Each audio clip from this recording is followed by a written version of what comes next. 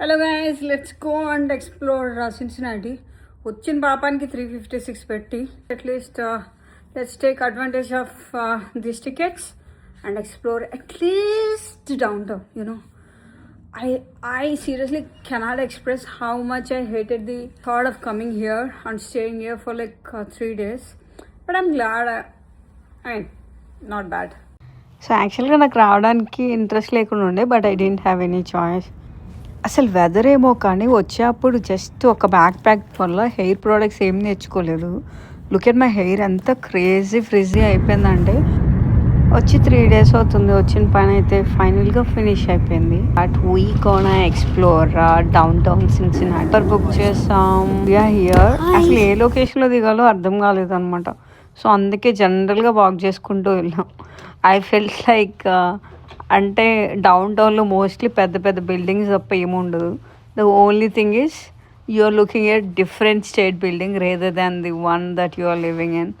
So అలా నడుచుకుంటూ వెళ్ళాం. There is like one place యాక్చువల్గా రివర్ వాక్ అనేసి రివర్ పార్క్లా ఉంది.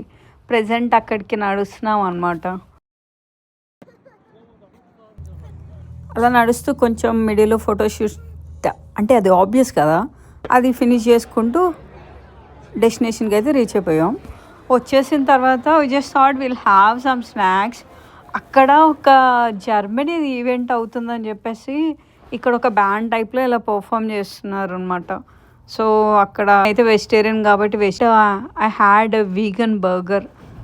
సో వీగన్ బర్గర్ అంటే అది మోస్ట్లీ డైరీ ప్రోడక్ట్స్ మీట్ ఏం యూజ్ చేయకుండా చేస్తారు. నా ఫ్రెండ్ ఏమో హ్యాడ్ ఫిష్ అండ్ ఫ్రైస్. నాకు బర్గర్తో పాటు బ్రుసెల్ స్ప్రౌట్స్ కూడా వచ్చాయి అనమాట. ఇట్స్ మోర్ లైక్ క్యాబేజ్లా ఉంటుంది. నాకు చాలా ఇష్టం అది. ఇంకెలా కొంతసేపు ఆ బ్యాండ్ పర్ఫార్మెన్స్ని ఎంజాయ్ చేసేసి then we finished our snack.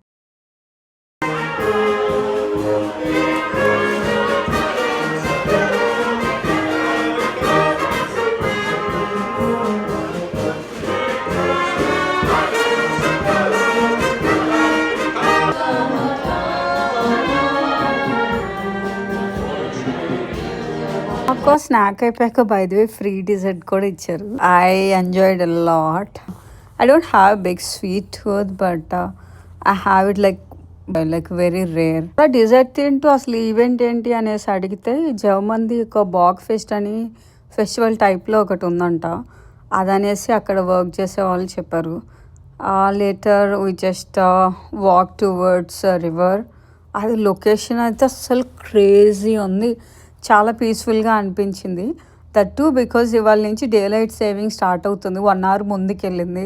Mostly మనకి సన్సెట్ 8 అలా అవుతుంది అనమాట. సో ఎక్కువ టైం లైట్ ఉండడం వల్ల మోస్ట్లీ అందరూ వచ్చేసారు టు వాక్. సో అలా కొంతసేపు వాక్ చేసేసి మన ఫోన్లో ఛార్జింగ్ చాలా తక్కువ ఉంది. లాక్ అయిపోయేలోపు మోటల్కి వెళ్ళిపోదామని చెప్పేసి we just headed back. That was the wrap for the day. Thanks for watching.